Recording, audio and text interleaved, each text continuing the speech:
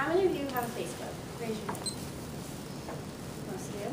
How about a Twitter? A little less, it's still the majority. That right there is why I believe all businesses should utilize social media in order to reach their customers. 313,847,465. That's the population of the United States. 901 million. That's how many people in the world have a Facebook. Now I'm showing you these two numbers so you can kind of get a grasp on how many people actually have a Facebook. That's about triple the population of the United States. As you can see, Facebook is the most used social network with 901 million users. Second is Twitter, 555 million users. That's about double the United States. Third, Google Plus with 170 million users, but I think that number is rising very quickly. Fourth, LinkedIn, 150 million users. And fifth, Pinterest with 11.7 million users. So, why should businesses utilize social media? And why should they use it effectively?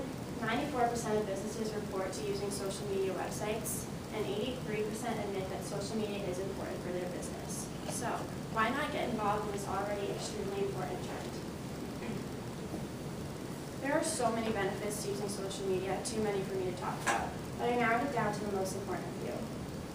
First of all, we have cost. It costs half as much as traditional media. You don't have to pay a start, as you know, we don't have to pay a start fee to join Twitter, join Facebook. It's the same thing for businesses. The only fee you're really going to incur if you're a big business and you can hire professionals to manage your social media accounts, that's really the only fee you're going to see. Second, you're going to increase your reach. Technically, you can reach your customers anywhere in the world by using social media. You're bringing your marketing campaign to their doorstep. Third, increase exposure. You're getting your name out there more times and in more places, and that's always beneficial for a business. Next, increase trafficking. Marketers always want to link their e-marketing campaigns together, so their Facebooks, their YouTube accounts, their Twitters, and their actual website. You're going to increase traffic to your website by having these accounts. 5, provides market insight. You're going to get a better idea of how your customers feel about your products because you're technically providing them with a direct line of communication to you by having Twitter and by having Facebook. You're going to build a more loyal fan base, and ultimately, you're going to improve your sales. All right. Businesses must stay competitive. They're constantly making changes and things like that to stay competitive with other businesses that are like them. So, as I mentioned before, 94% of businesses are using social media, and 83% of businesses have admitted that it has been effective for them.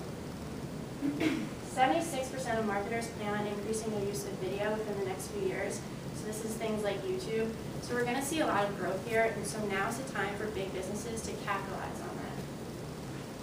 59% of marketers are using social media 6 or more hours a day. 33% are using it 11 or more hours a day, and 15% are using it 20 or more hours weekly.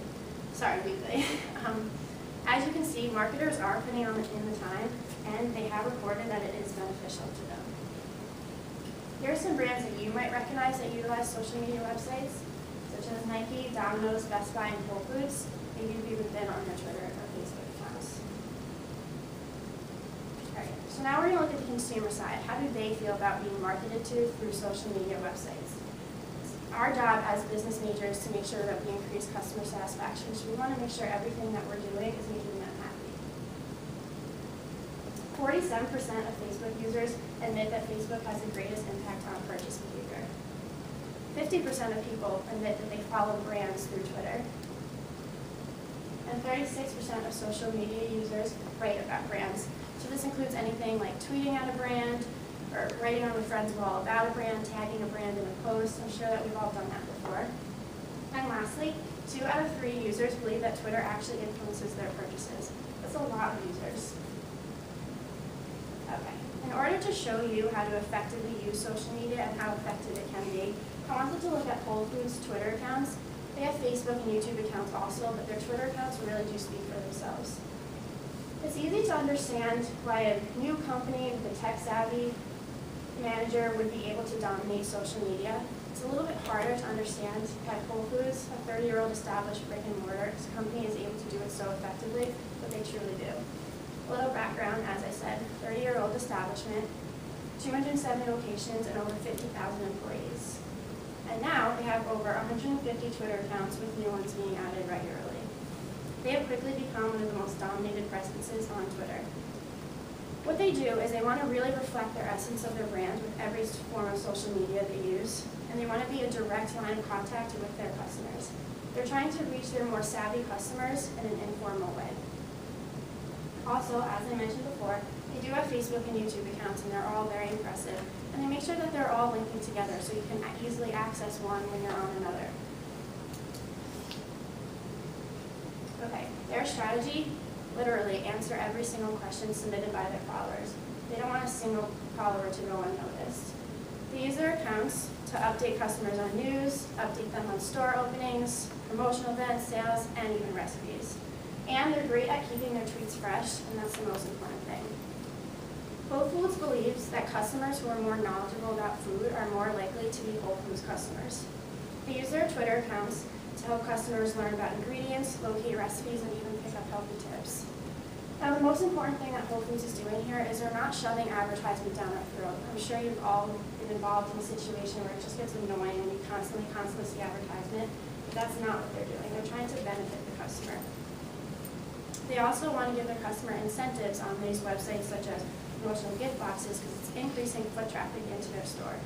Whole Foods wants to be viewed as less of a supplementary grocery store and more of an everyday store, and tactics like this are going to help them. Okay, they have a bunch of different types of accounts that is the reason why they're so successful. First of all, they have @Whole Foods, which is the primary account based out of Austin, Texas. The job of this account is to answer every question Monday through Friday from 9 a.m. to 5 p.m. They're also going to share recipes and do some of their nationwide promotion. Next, we have individual locations. Whole Foods encourages their managers to have their own Twitter accounts so that they can answer location-specific questions. And last, they have topical profiles, such as @WFMGs, where they'll share recipes with whatever the ingredient is. A few statistics: they have over 2 million followers on Twitter. As I mentioned, over 150 Twitter pages. Responses to customers make up 85% of all the tweets that they send out. 10% are content-based, and 5% are promotional. So as you can see, not shoving advertisement down their throats. So up until now, I've been talking about big business, but it is just as important for small business entrepreneurs, people like that, to utilize social media as well. Owners with 2 or more employees are likely to see increased sales from using social media, and 53% of small businesses are using social media, 19% on Facebook, 15% on LinkedIn, and 4% on Twitter. The biggest flaw with social media used by small businesses is they're not using it correctly. They're not as educated as the big businesses, and they can't necessarily hire someone to come in and help them. So it's important for them to remember to utilize Facebook. It's a fact that if you become a fan of the page, you're more likely to buy a product from that company. Answer every single wall post left by consumers. Introduce special offers and incentives to give them a reason to come into your store. And 4, be informative. Just like Whole Foods, you want to be educational to your consumer. Okay, next we have the hot topic of adults using social media. As much as we don't want to admit it, I'm sure everyone has an aunt or mother, maybe even a grandma who's on Facebook. Whether we agree with it or not, they're there. And that's actually a great thing for businesses. In fact, the fastest growing segment of social media, 45 to 54-year-olds. And 62% of all adults are using social media. So this means that for businesses, they're there, and they can utilize social media to reach the adult population as well. Also, I'm not suggesting that we should completely get rid of traditional media. It's just as important, but we want to make sure that we're using our traditional marketing techniques and our Facebook and Twitter together, because we're going to reach more people that way. In conclusion, it's really important for businesses to be proactive rather than reactive. Now's the time for them to join the Facebook world. We don't want to wait until it's too late. And remember, social media allows us to be just a click away from the rest of the world. Questions?